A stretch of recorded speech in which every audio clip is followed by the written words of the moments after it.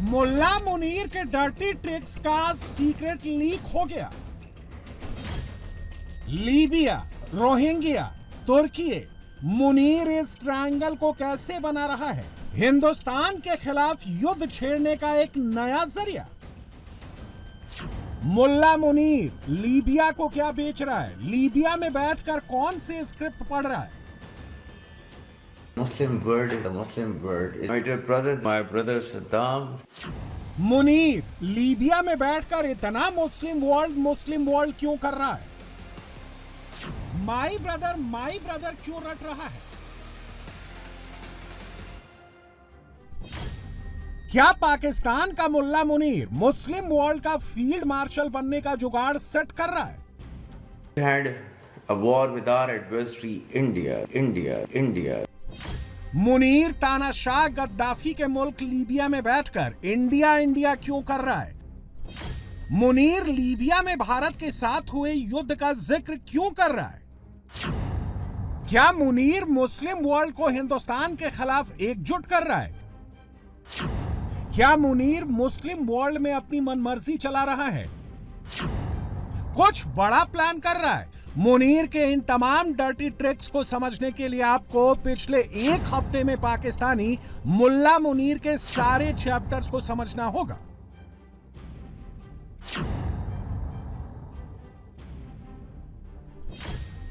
Chapter number 1 है Libya, chapter number 2 है तुर्की, chapter number 3 है सऊदी, चैप्टर नंबर 4 है बांग्लादेश और चैप्टर नंबर 5 है पाकिस्तान। सबसे पहले चैप्टर नंबर 1 यानी लीबिया की बात करते हैं। पाकिस्तान का चीफ ऑफ डिफेंस फोर्सेस बनने से पहले मुनीर के सिर्फ वीडियो आते थे, ऑडियो ना के बराबर आते थे। लेकिन मुनीर जब से पाकिस्तान का सुप्रीम कमांडर बना है तब से वो अपने खूब ऑडियो वीडियो जारी कर रहा है। और अब लीबिया से मुनीर का जो नया वीडियो सामने आया है उसमें वो खुल्लम खुल्ला ना सिर्फ इस्लामी कट्टरपंथ का उपदेश दे रहा है बल्कि कैमरे पर धार्मिक कार्ड खेलते हुए मुस्लिम वर्ल्ड को जिहाद के लिए मोटिवेट कर रहा है और मुस्लिम उम्मा को तबाह करने वाले देशों का नामो निशान मिटाने की बात कर रहा है। Especially the Muslim world is in great difficulty and pain. In the past almost 20 years what we have witnessed that 7 or 8 magnificent Muslim countries, one after the other, have been destroyed. In today's world, there is no rule of law. Actually, it is the law of the jungle which prevails, and the law of the jungle is might is right. And it is our religion in which Allah Almighty has ordained us to gather as much of power as possible. We were asked, Muslims, and that we were supposed to be ready with the utmost of our power to strike terror in the hearts of those that who are the enemies of Allah and our enemies and those that we do not know but Allah knows. मुल्ला मुनीर ने इन्हीं चिकनी चुपड़ी बातों के दम पर पहले Libya में अपना ग्रैंड वेलकम कराया। फिर मुनीर ने लीबिया के एलएनए के deputy commander in chief Saddam Khalifa Haftar को बड़े बड़े सपने दिखाए और चाइनीज हथियारों को पाकिस्तानी बताकर लीबिया से $4 अरब के हथियारों की डील कर दी। मुनीर ने यह डील तब की है जब यूनाइटेड नेशंस ने लीबिया को हथियार और सैन्य उपकरण बेचने और उससे खरीदने पर प्रतिबंध लगा रखा है। उस आर्म्स एम्बागो का स्क्रीनशॉट आपके सामने है। बावजूद इसके मुनीर ने ना सिर्फ डील पर साइन किए बल्कि फ्यूचर में भी हथियार देने का वादा कर दिया। और इसके लिए मुनीर ने 2 झूठ बोले। पहला झूठ ये कि पाकिस्तान के पास अपनी खुद की टेक्नोलॉजी से बने स्वदेशी हथियार हैं, जबकि हकीकत में वो चाइनीज हथियार हैं। और अपने झूठ को सच बनाने के लिए मुल्ला मुनीर ने दूसरा झूठ ये बोला कि पाकिस्तान ने मई के महीने में मेड इन पाकिस्तान हथियारों के दम पर भारत को नुकसान पहुंचाया। We just had a war with our adversary, India. The first thing that you have to throw out of your heart is the fear. The moment you throw out the fear, then you can do any wonder in this world that you want to. Pakistan learned this lesson long ago. So that is why we said that we will do anything possible, but we will have our own technology. In our just recent war with India, and we have shown our technology to the world. Alhamdulillah, our Air Force using that technology, and that is 90% of the indigenous technology of Pakistan. And Alhamdulillah, with his blessings, his nusra and his mercies, the air domain, Rafale, Su-30, MiG-29, Virat 2000, Alhamdulillah, S-400, all taken out. As I said last night also to my brother Saddam, that every piece of equipment and technology which is there with Pakistan is available for our brothers. Yeah, in terms of any assistance that you need from Pakistan, that will be available at your doorsteps, inshallah.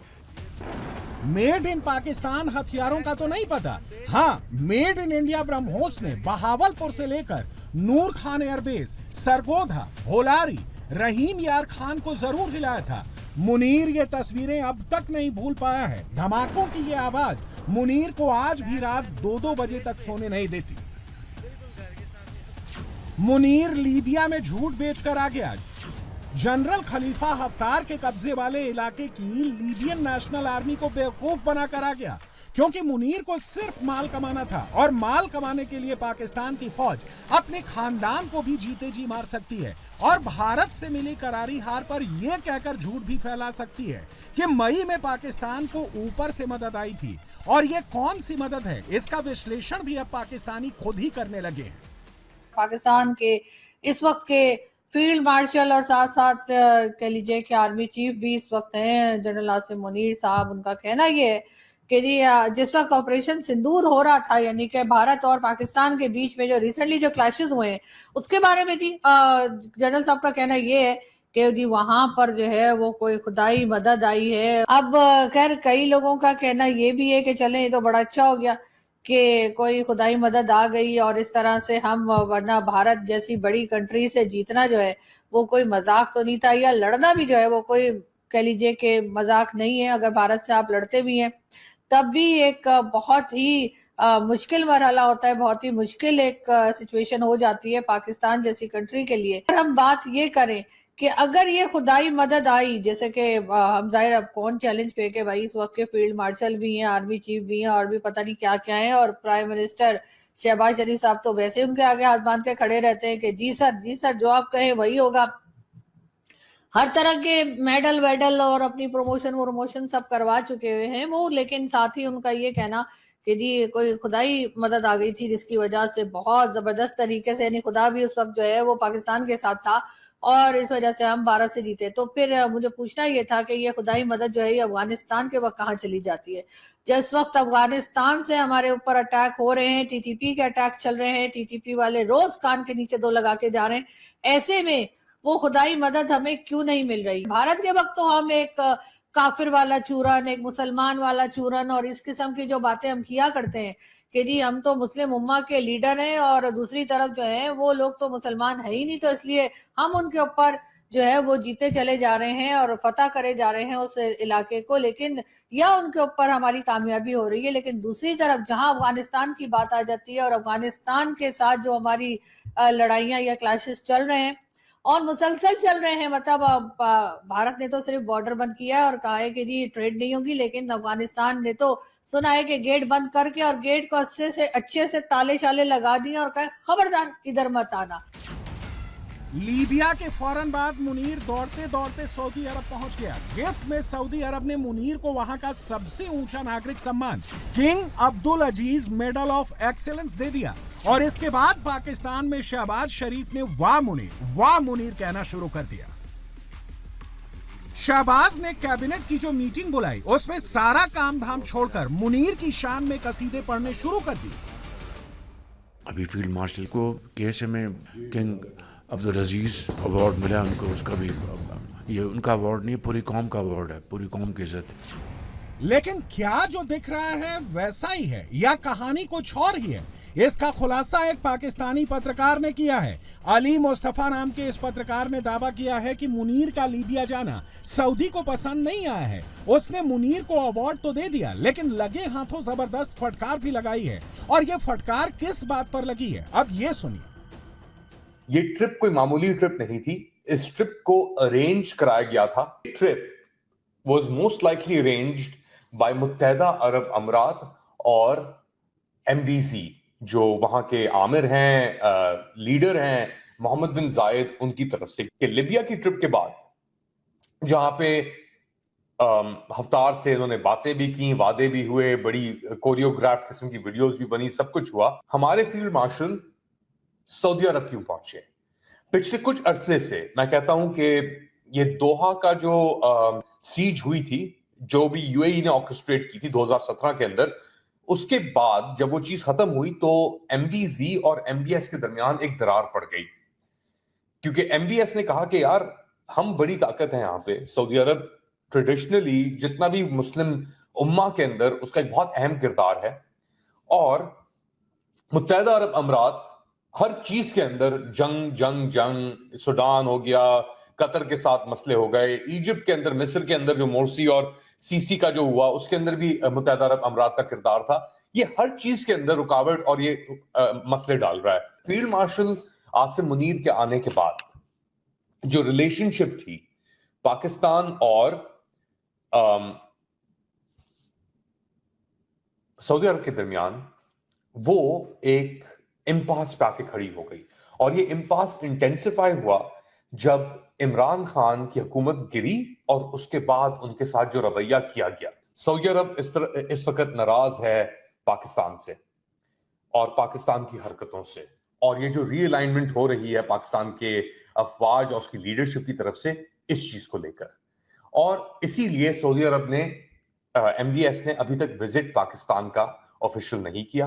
Pakistan ने अपने traditional जो इनके allies थे, जैसे MBS या Saudi अरब, उनको के लिबिया के बाद तकरीबन 2 या मेरे ख्याल से 3 दिन हो गए हैं अब आपके फील्ड मार्शल आसिम मुनीर को सऊदी अरब पहुंचे हुए, और वहां पे वो जो बातें कर रहे हैं, जो कन्विंस करने की कोशिश कर रहे हैं, वो बातें हमारे सब सामने वाज़ेह हो जाएंगी। मगर लिंक इसका यही है कि लिबिया गए, उधर ये किसने ऑर्केस्ट्रेट किया, कैसे फैसिलिटेट हुआ, वो बातें भी आ गई। सही, यूएई उसका किरदार भी वाज़ेह है, और अब इस सऊदी ट्रिप के बाद ये भी वाज़ेह है कि लोग शायद खुश नहीं हैं जिस डायरेक्शन में पाकिस्तान जा रहा है। लीबिया और सऊदी के बाद अब मुनीर के अगले चैप्टर की बात करते हैं। इस चैप्टर में रोहिंग्या है, बांग्लादेश है, आईएसआई है और उसका तुर्की वाला कनेक्शन है। ये जो तस्वीरें आप देख रहे हैं, ये किसी देश की प्रोफेशनल आर्मी नहीं है, ये एआरएसए यानी अराकान रोहिंग्या साल्वेशन आर्मी है। इस स्पेशल फोर्स को पाकिस्तान की खुफिया एजेंसी आईएसआई और तुर्की की इंटेलिजेंस एजेंसी एमआईटी तैयार कर रही है, जिसमें सारे रोहिंग्या आतंकवादी हैं और इन्हें भारत और म्यांमार पर हमले के लिए रेडी किया जा रहा है। इस वीडियो में कम से कम 80 आतंकी साफ साफ नजर आ रहे हैं, जिनके हाथों में MD65 हंगेरियन AKM राइफल्स मौजूद है, और इसका बांग्लादेश से भी डायरेक्ट कनेक्शन है।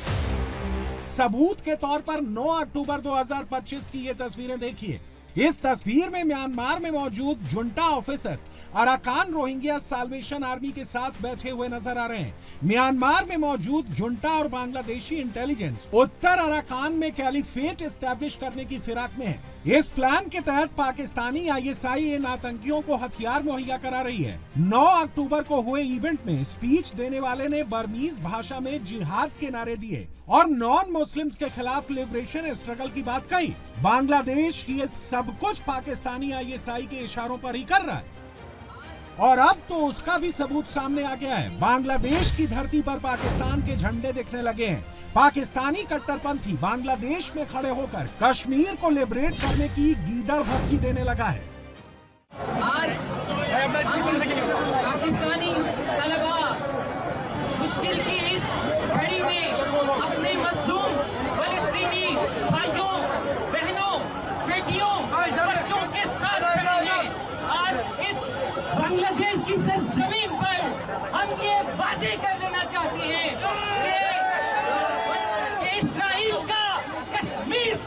एक नाजायज कब्जा है। और ये कोई इकलौता बयान नहीं है। आईएसआई ने इस वक्त बांग्लादेश में अपने सारे एजेंट्स एक्टिवेट कर दिए हैं और सबको एंटी इंडिया सेंटीमेंट भड़काने का ऑर्डर ढाका में पाकिस्तानी हाई कमीशन में बने ढाका सेल से ही दिया जा रहा है। इस ढाका सेल में पाकिस्तानी आर्मी के एक ब्रिगेडियर को, 2 कर्नल को, 4 मेजर को और पाकिस्तानी नेवी और पाकिस्तानी एयरफोर्स के कई ऑफिसर्स को मुनीर ने 24/7 काम पर लगा रखा है। आईएसआई की ये ढाका सेल अपने एंटी इंडिया मिशन पर हर महीने 20 करोड़ टका खर्च कर रही है। एक और चौंकाने वाला खुलासा यह है कि शेख हसीना के तख्ता पलट से 2 साल पहले आईएसआई ने बांग्लादेश में मौजूद पाकिस्तानियों को रिक्रूट करना शुरू कर दिया था, जिन्हें पीओके के टेरर कैंप्स में ट्रेनिंग दी गई। बाद में वो सारे शेख हसीना के वक्त हुए प्रोटेस्ट में शामिल हुए और अब मुहाजिर रेजिमेंट के कई आतंकी आईएसआई के ढाका सेल से ऑपरेट कर रहे हैं और असैसिनेशन के साथ साथ सुसाइड अटैक की भी तैयारी कर रहे हैं। मुनीर ने पाकिस्तान में भी अपने सेल को इसी काम पर लगा रखा है। पाकिस्तान मुस्लिम लीग क्यू के यूथ विंग के अध्यक्ष ने कैमरे पर आकर यह बात कह दी है कि पाकिस्तान और बांग्लादेश मिलकर हिंदुस्तान के साथ जंग लड़ेंगे। आज मैं एक सियासतदान के तौर पे नहीं, बल्कि उस शख्स के तौर पे आपसे बात करूंगा जो बांग्लादेश की मिट्टी, तारीख, कुर्बानी और जुर्रत को सलाम पेश करता है। और अब अल्हम्दुलिल्लाह बांग्लादेश और पाकिस्तान दोनों मेरे साथ खड़े हैं। आज मैं कोई सियासी बयान नहीं दूंगा। मैं आज बात करूंगा उस्मान हादी की, जो एक सोच था, जो एक जुर्रतमंदाना आवाज थी, जो ये कहता था कि मैं बांग्लादेश को किसी की माशी कॉलोनी नहीं बने दूंगा, मैं किसी की आजादारी बांग्लादेश के अंदर कबूल नहीं करूंगा, मैं बांग्लादेश को किसी का गुलाम नहीं बने दूंगा। अब पाकिस्तान और बांग्लादेश का बचा जो है वो उस्मान हादी है। उस्मान हादी को तो शहीद कर दिया, लेकिन उसकी सोच को शहीद नहीं कर सके। मैं अपने बांग्लादेशी बहन भाइयों को कहना चाहता हूं कि हम आपके साथ खड़े हैं। पाकिस्तानी अवाम, पाकिस्तान और पाकिस्तानी फौज आपके साथ खड़ी है। अगर कोई माशी दबाव बांग्लादेश पे डालने की कोशिश करेगा या बांग्लादेश की खुद मुख्तारी पे अटैक करने की कोशिश करेगा, तो पाकिस्तान की बाशऊर अवाम आपके साथ खड़ी होगी। अब मैं ब्राह्मण साम्राज्य को बड़ा एक क्लियर मैसेज देना चाहता हूं कि अगर अब किसी ने मेरी निगाह उठा के बांग्लादेश की तरफ देखा ना, तो पाकिस्तानी अवाम, पाकिस्तानी फौज और हमारे मिसाइल आपसे दूर नहीं है। अब पाकिस्तान, बांग्लादेश, ये जो अखंड भारत आइडियोलॉजी है, इसकी गुलामी को पूरे खिते के अंदर एक्सेप्ट नहीं करेगा। सवाल है कि मुनीर इतने हाथ पैर क्यों मार रहा है, बांग्लादेश से लेकर लीबिया तक इतनी दिलचस्पी क्यों दिखा रहा है, और क्या पाकिस्तान के भीतर उसे कोई सपोर्ट मिल रहा है? जवाब है नहीं। फैक्ट तो यह है कि खुद पाकिस्तान के भीतर मुनीर के खिलाफ कई फ्रंट पर मोर्चा खुल चुका है। नौबत यह आ गई है कि पाकिस्तान में अपनी पॉपुलैरिटी बढ़ाने के लिए मुनीर अंडर 19 क्रिकेट टीम के खिलाड़ियों के साथ वीडियो शूट करवा रहा है और क्रिकेट टीम को एयरपोर्ट पर रिसीव कराने के लिए झूठ बोल कर भीड़ भिजवा रहा है। अच्छा, हमें यहाँ गलत बयानी करके लाया गया है। हमें वहाँ के सिचों ने बताया था, थाना कराची कम्युनिटी के, कि यहाँ पे इमाम काबा आने वाले हैं, आप लोगों ने वहाँ जाके ना तकरीर करनी है और तिलावत करनी है। तो हमें इस बहाने से लेके आया गया है। हमें यहाँ पता नहीं था कि यहाँ पे क्रिकेट टीम आने वाली है, तो हमारा टाइम ज़ाया हुआ है। यहाँ पे हमें सुबह नमाज भी पढ़ानी होती है। यहाँ पे सब तलबा को गलत बयानी करके लाया गया है और यहाँ पे जितने लोग हैं उनमें से किसी को भी ये नहीं पता कि यहाँ किस लिए हम लाए गए हैं। यहाँ पे जितने भी लोग हैं हर एक को गलत बयानी करके लाया गया है इधर। अल्लाह ने जिसको इज्जत ना दी हो ना, उसको हम इज्जत नहीं दे सकते। मुनीर मुस्लिम उम्मा का फील्ड मार्शल बनने चला था, लेकिन फिलहाल तो खुद उसी के मुल्क में मुनीर हाय हाय के नारे लग रहे हैं। ऊपर से अफगानिस्तान से दुश्मनी मोल लेकर मुनीर ने पाकिस्तान के ही जमीयत उलेमाए इस्लाम को नाराज कर दिया है। मौलाना फजलुर रहमान और दूसरे मौलानाओं ने खुलकर मुनीर के खिलाफ हल्ला बोल दिया है। पाकिस्तान में अंदर ही अंदर तांडव शुरू हो चुका है कि पाकिस्तान को 78 साल से एक प्रो पाकिस्तान अफगानिस्तान चाहिए। जाहिर शाह से लेकर अशरफ गनी तक मुसलसल प्रो इंडियन अफगानिस्तान मौजूद है, प्रो पाकिस्तान अफगानिस्तान मौजूद नहीं है। जब काबुल पर आप बमबारी करेंगे तो जाहिर है कि ऐसा ही है जैसे कोई आपकी इस्लामाबाद में बमबारी कर ले। अगर आप कहते हैं, मेरे सवालात हैं कि हमने अपने दुश्मन के मराकज़ पर स्ट्राइक किया है और आप इसको एक जायज़ बयानिया कहते हैं, तो हिंदुस्तान आपसे कहता है कि मैंने बहावलपुर में हमला किया है, मैंने मुरीद में हमला किया है, मैंने कश्मीर में हमारे खिलाफ कार्रवाइयाँ करने वालों के मराकज़ पे हमले किए हैं। आप उस पर एतराज़ क्यों कर रहे हैं, और अगर आप उस पर एतराज़ करते हैं और इधर से आपका यही इल्ज़ाम अफगानिस्तान के हवाले से है, दोनों में आप कैसे मुताबिकत पैदा करेंगे? मौलाना फजलुर रहमान, जिसे पाकिस्तान के लोग मौलाना डीजल के नाम से जानते हैं, वो इन दिनों फ्रंट फुट पर खेल रहा है। मुनीर को पानी पी पी कर कोस रहा है और घर के भीतर घिरा मुनीर अपनी आवाम का ध्यान भटकाने के लिए एक बार फिर से युद्ध की तैयारियों में जुट गया है। एलओसी पर पाकिस्तानी सेना ड्रोन डिटेक्शन सिस्टम से लेकर जैमिंग सिस्टम्स की तैनाती कर रही है। एलओसी के करीब पाकिस्तान ने 35 एंटी ड्रोन यूनिट्स तैनात कर दिए हैं। रावलाकोट, भिम्बर, कोटली, हर जगह तैयारी हो रही है। इस तैयारी की एक वजह हिंदुस्तान भी है, जो फुल ऑन एक्शन के लिए रेडी है। एलओसी के उस पार ऑपरेशन सिंदूर 2 के तहत स्ट्राइक किसी भी वक्त हो सकती है। रही बात पाकिस्तान के भीतर स्ट्राइक की, तो अननोन गनमैन लगातार काम पर लगे हुए हैं, हिंदुस्तान के दुश्मनों को चुन चुन कर खत्म कर रहे हैं।